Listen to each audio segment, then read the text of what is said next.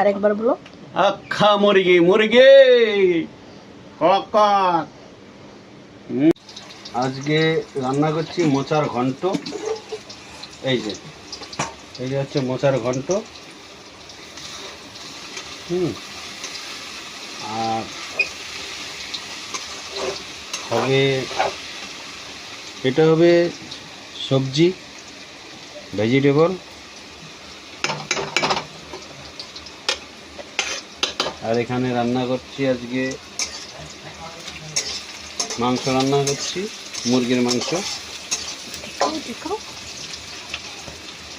তো এটা আলু ভেজে নিয়েছি,